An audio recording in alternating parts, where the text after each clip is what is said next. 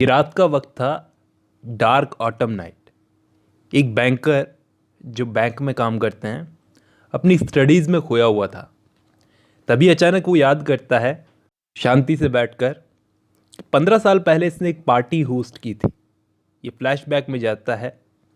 इसने उस पार्टी में बहुत सारे गेस्ट बुलाए थे और ज़्यादातर लोग उस पार्टी में जर्नलिस्ट और स्कॉलर्स थे।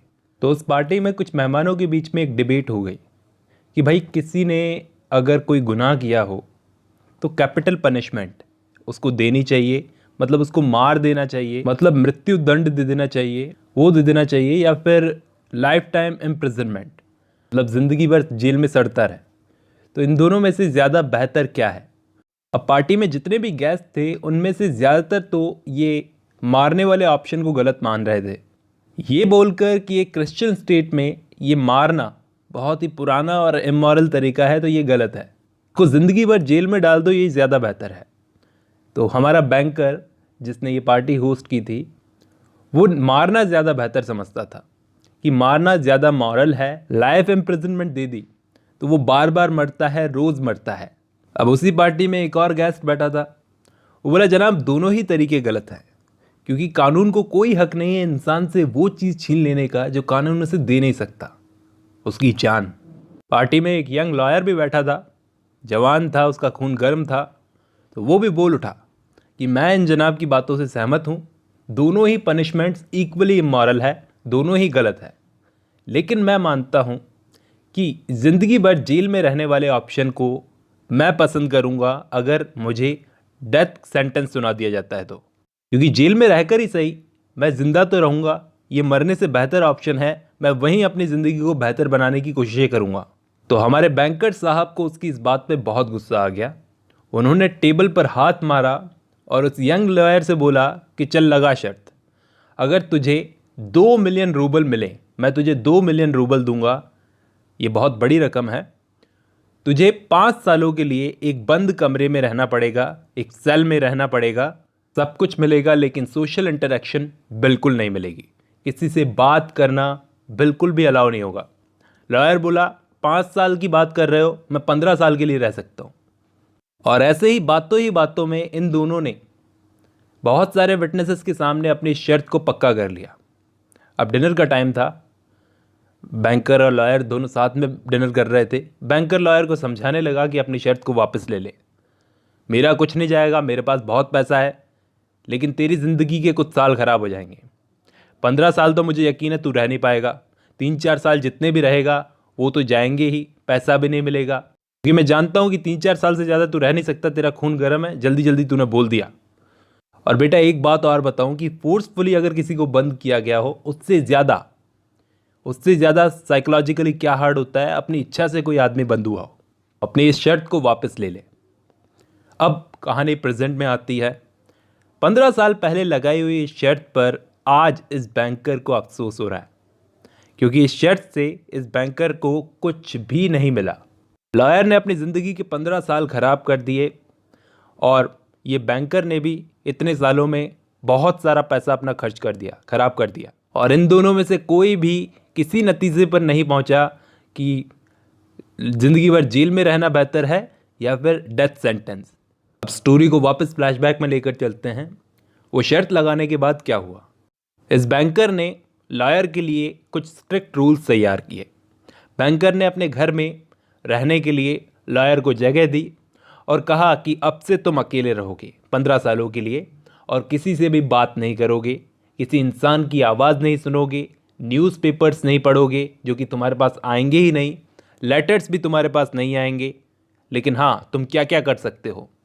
तुम लेटर्स लिख सकते हो अगर तुम्हें कुछ चाहिए, बुक्स पढ़ सकते हो, पियानो बजा सकते हो, शराब पी सकते हो, स्मोकिंग कर सकते हो, टोबैको खा सकते हो, ये चीज़ें कर सकते हो। और कोई चीज़ चाहिए, अगर तुम्हें किसी चीज़ की ज़रूरत हो, बुक्स या वाइन वगैरह, तो खिड़की के बाहर एक छोटा सा नोट लिख कर रख देना, तुम्हें मिल जाएगा।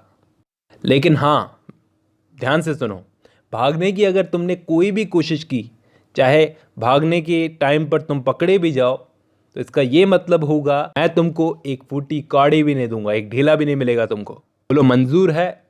तो लॉयर बोला कि हाँ भाई मंजूर है। शुरू शुरू में लॉयर अकेला रहने लगा। उसे बहुत दिक्कत आई अकेलेपन में एडजस्ट करने में। वो अपनी कैद में शुरू शुरू में बहुत उदास था। सारा सारा दिन सारी रात वो पियानो बजाता था, बुक्स पढ़ता था, लाइट कैरेक्टर्स वाली, क्योंकि उसको बुक्स इतना पढ़ने का ज़्यादा कोई शौक़ नहीं था, लेकिन वो लाइट कैरेक्टर्स की बुक्स उठा करके पढ़ता था अपने टाइम पास करने के लिए। शराब और तंबाकू को हाथ नहीं लगाता था, क्योंकि आज तो टाइम पास करने के लिए शराब पी सकता है, लेकिन बाद में छुड़वाने के लिए रोएगा। ऐसे अकेले रहते रहते रहते उसको 1 साल गुजर गया और दूसरा साल आ गया। दूसरा साल चल रहा था। इसने पियानो बजाना बंद कर दिया और क्लासिक वर्क्स को पढ़ने लगा। देखते देखते 5वां साल भी आ गया। उसने फिर म्यूज़िक में फिर से इंटरेस्ट लेना शुरू कर दिया। अब वो वाइन भी मांगने लगा था। इस साल ये बस पढ़ा रहा, इसने ज़्यादा पढ़ाई नहीं की। कभी कभी ये लिखता था और कभी कभी लिखते लिखते इसकी आंखों से आंसू आ जाते थे और ये अक्सर रोता था कमरे में बैठा अकेला। 6th ईयर ये लैंग्वेजेस पढ़ने लगा, फिलोसफी, हिस्ट्री और दूसरी बुक्स को पढ़ने लगा। जो भी बुक्स इसके सामने आती थी तो ये उसको पढ़ लेता था। अब इसने 6 लैंग्वेजेस में बैंकर को एक लेटर लिखा। उसने बोला कि मैं यहाँ पे अंदर बैठा बैठा टाइम पास के लिए दुनिया के सारे जीनियस लोगों को पढ़ रहा हूँ। मुझे बहुत इंटरेस्ट आ रहा है। अगर तुमको इन लैंग्वेजेस में कोई मिस्टेक नहीं लग रही है तो गार्डन में आकर एक गन फायर कर दो, मैं समझ जाऊँगा। तुम्हें मुझे बोलकर बताने की ज़रूरत नहीं है, बस गन फायर कर दो। बैंकर आता है और गन फायर कर देता है। अब दोस्तों आते आते 10वां साल भी आ गया। लॉयर ने टेस्टामेंट्स को पढ़ा। लॉर्ड बायरन, विलियम शेक्सपियर, इन सब को पढ़ता था वो 10वें साल में। अब बहुत ज़्यादा पेशेंस रखने के बाद आते आते 15 साल भी गुजर गए और वो शाम भी आने वाली थी जब लॉयर को रिलीज़ होना था। लेकिन बैंकर बहुत घबराया हुआ था, क्योंकि अब उसकी वो हालत नहीं थी कि वो लॉयर को 2 मिलियन रूबल्स दे सके। और जिस टाइम उसने शर्त लगाई थी वो एक्सीडिंगली पैसे वाला था, बहुत पैसे वाला था। लेकिन गुजरते टाइम के साथ जुआ, स्टॉक मार्केट, रिस्की सट्टेबाजी और दूसरी चीज़ों में इसने अपना पूरा बिजनेस ख़त्म कर लिया। बूढ़ा भी हो गया था। इसको लगा कि लॉयर तो शर्त जीतने वाला है, शर्त जीतने के बाद उसको पैसा मिलेगा तो वो पैसे से शादी करेगा, अपनी लाइफ को एंजॉय करेगा जैसे पहले करता था, और मैं बिल्कुल भिखारी हो गया हूँ। अब एक ही रास्ता रह गया है। इसके दिमाग में आता है कि एक ही रास्ता रह गया है, मुझे इस लॉयर को मारना पड़ेगा, मजबूर होकर मुझे मारना पड़ेगा। अब ये क्या करता है, सुबह 3 बजे उठता है जब सारे सो रहे थे। हवा चल रही थी, बारिश हो रही थी। उस वक्त ये बैंकर उठा और वॉचमैन को चेक किया। वॉचमैन वहाँ पर मौजूद नहीं था। ख़राब मौसम था तो इसको लगा ख़राब मौसम की वजह से सो गया होगा वो। वॉचमैन इसको कहीं भी ढूंढने पर नहीं मिला।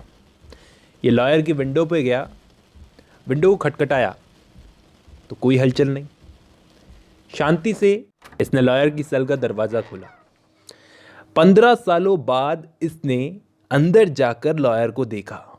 ओहो, वो तो बिल्कुल हड्डियों का ढांचा बन गया था। गाल अंदर चले गए थे, पूरा पीला पड़ गया था, उम्र से ज़्यादा बूढ़ा लगने लगा था। बड़ी दया आ रही थी इस आदमी को देखकर। उसके पास में एक पेपर की शीट पड़ी थी जिस पर कुछ लिखा हुआ था। बैंकर के दिमाग में आया कि इस अधमरे को तो मारना कितना आसान होगा, मैं तो इसको वैसे ही मार दूंगा। लेकिन मारने से पहले उसने वो पेपर पढ़ना सही समझा कि एक बार पेपर पढ़ लेते हैं, उसके बाद इसको मारेंगे। पेपर में उस लॉयर ने लिखा था कि कल मैं आज़ाद हो जाऊंगा, 15 साल बाद मैं फिर से लोगों से मिलूंगा, लेकिन इस कमरे के बाहर जाने से पहले मैं कुछ शब्द उस बैंकर के लिए बोलूंगा। सबसे पहले तो दुनिया की सारी फ्रीडम, लाइफ, हेल्थ, ब्लेसिंग्स, इन सब को मैं बहुत कम मानता हूँ उस चीज़ के सामने जो चीज़ मुझे बुक्स पढ़ने से मिली।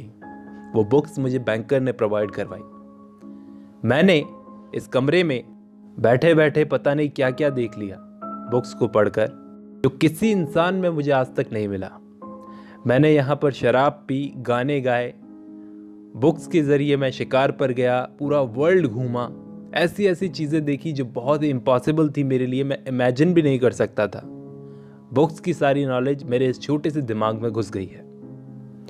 और लॉयर बोलता है कि लोग पागल हैं, मिसगाइडेड हैं, जो ट्रुथ और ब्यूटी को गलत चीज़ों में ढूंढते हैं। और असल में उनको पता ही नहीं होता कि ट्रुथ और ब्यूटी किस में है। वो लोग पागल है अर्थली थिंग्स के पीछे, हिंदी में मोह माया।